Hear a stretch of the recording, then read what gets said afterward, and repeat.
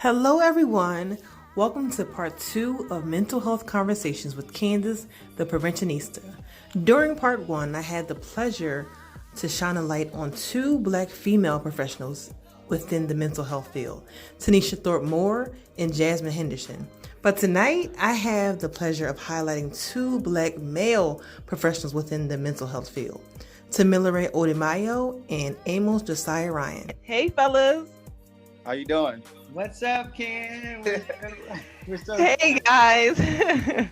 All right, so let's get started. Tamilore, starting with you. Can you tell me about yourself, your current location, your title, and how long you've been in the field? My name is Tamilore Odimayo. I go by Tammy Odimayo for short. I am from Illinois, and I've been a practicing therapist for 6 years, and I love it. I mean, it's just awesome. I'm reading a book called How to Be a Mental Health Savage out right now, and I'm pretty excited about the book. Okay, nice. AJ? Yeah, that's awesome. So yeah, I've been working in the mental health field for about 9 years. I'm currently the director of school youth development and school culture. So working in education field as well as doing some teaching, adjunct teaching as well. So. All right, so for the first question, I'm gonna start with you, Tammy. If I call you Tammy?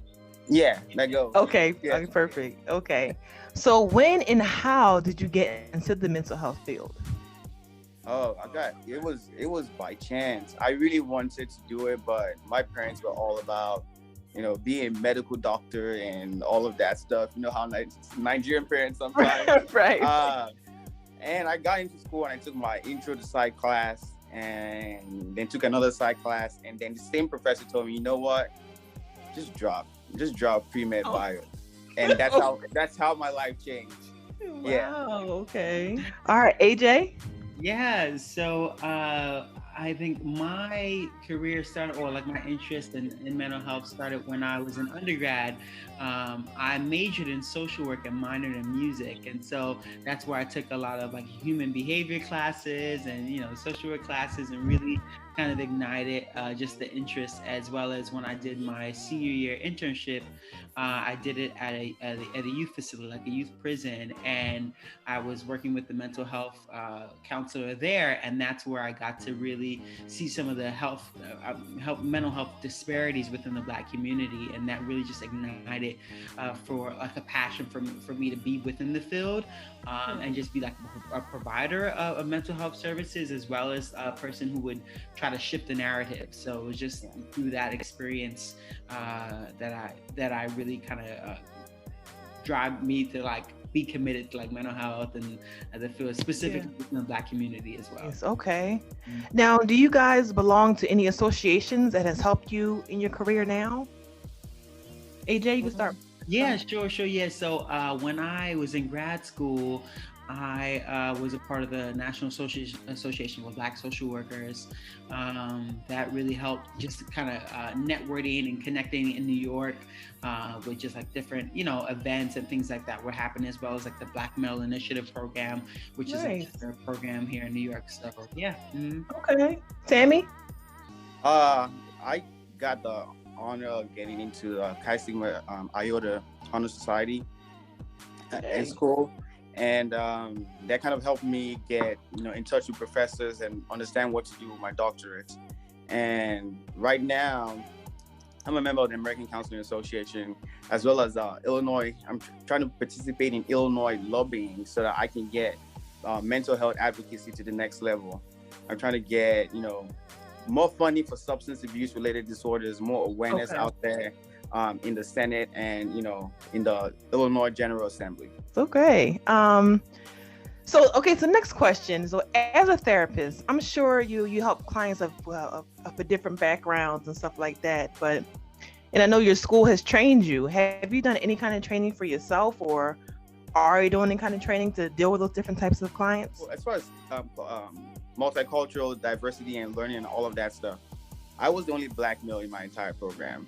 And I was actually the only male for a while because I was surrounded by Caucasian females.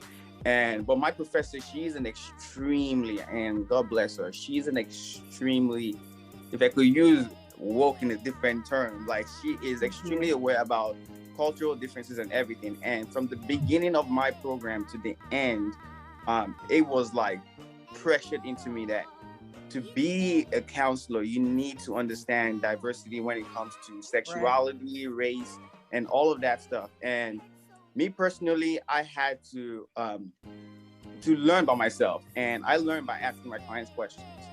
Tell me about your reality, right? Tell me what makes you you. Tell me why you are, and that kind of gives me a much more deeper understanding versus the book knowledge I learned in school. Right. Okay. AJ? Yeah, so great question. So there's been a lot of additional training. One of the other organizations that I work with is the Coalition for Race Diversity and Inclusion, and we do a lot of different workshops there. But early on, after graduate school, I did like a certificate program with Morningside Center for Social and Emotional Learning, and they did specifically like anti-racist work. Race, diversity, and equity, inclusion, and really helped me to kind of take a critical lens and interrogate my own biases within the work, as well as the populations that I serve, knowing that New York is such like, again, a melting pot, and we work with so many different types of clients. And so I think it really first started with me interrogating my own biases and implicit biases that help lead me to serve my clients in a way that it's like centers their needs and what they need. So definitely was intentional about getting some additional work outside of just what was taught in theory, and because principles and ethics is certainly embedded in lots of graduate programs, but to really step outside of that and do the intentional work is like critical. So for sure. Okay, so the next question, so before I pose my next question, I was on the National Alliance on Mental Health Illnesses website, and they share 63% of Black people believe that a mental health condition is a sign of weakness. So knowing those, that's one of many statistics. What pointers can you give people to, who are afraid to seek therapy, especially like the Black community, Black male community? What pointers do you have, AJ? Okay, this is a great question, and I think it's something, again, part of the reason why I got in the field, right, is because there's a huge stigma in terms of how they perceive it, whether it's a weakness. And unfortunately, many of the times that I work with, I would say Black males specifically, their entry point has often been, in my experience, through like trauma, right? In terms of, or when things have gotten like out of hand, it's like when they will finally come and see a counselor or be mandated to see a counselor, right? And so that's the unfortunate piece of where, again, their entry point is. But I think for many reasons, I think it's important that we begin to shift the narrative within the Black community around mental health, and one, kind of normalize this idea of therapy. And that was really what I did and what I continue to do within education kind of sectors, right? And just providing parents with more information and resources around the benefits of this, especially amidst the global pandemic that we're all experiencing, right? When we think about the racial trauma that we've all experienced, right, through our history, historical kind of trauma, as well as the collective trauma that we're all experiencing, it just kind of there's you add all that on to everything, and you can see that there's, again, just a greater even need for mental health within the Black community. And so I think it's just really having those conversations, providing additional information that work against the stigma, so that we're not perpetuating these stigmas and ideas around mental health, because it's so needed for our own healing within the Black community. Good answer. Sammy? Wow, I mean, that was AJ's response was awesome. To add on it, I'll give you an example. So I got a Black female client, and she was mandated for anger management, right? And she comes to my office and she's like, I'm not going to talk. She's already angry. I'm not going to talk, and I was like, okay. And then she says, everybody sees me as this angry Black woman. I'm really, really, and she was, cussing and everything. I'm really, really angry. And I looked up at her and I said, you're not angry, you're sad. And she just started crying. And at that moment, like, her perspective on mental health and therapy changed, because for a long time she has seen herself as a narrative that society has created for her, you know, the angry Black woman, and she has adapted that knowledge, and over time because of that she has refused to acknowledge the fact that behind that anger, which anger is always a secondary emotion, behind that anger there was a lot of sadness, there's a lot of trauma, there was a lot of you know. And so I think one of the best ways to do it, to bring awareness out there, is kind of dissecting all of this in media. You know, media is one of the best ways to capture an audience through music, hip hop. I know there's some more celebrities out there coming out there, like in Charlemagne, saying, you know, it's okay to ask for help. It's okay not to be okay. It is okay. It's okay to just, you know, be you and understand that help is not a bad thing. Yeah, right. Use the platform for positivity. Yeah. I'd like to add just one more thing to that. Yeah. It was certainly something that I was thinking, like normalizing asking for help, for sure. And then also like recognizing that there are other forms of like mental health, or like partnering with community organizations, right? Or even spiritual leaders, because that's been a big way in which how, you know, we go about life is through, you know, kind of spirituality. And so especially within the community, like how can we tap into these resources to be like feeders of mental health? Like what would it mean to have, you know, counselors within the church, like life, that's you know, a good one. You know, in the church.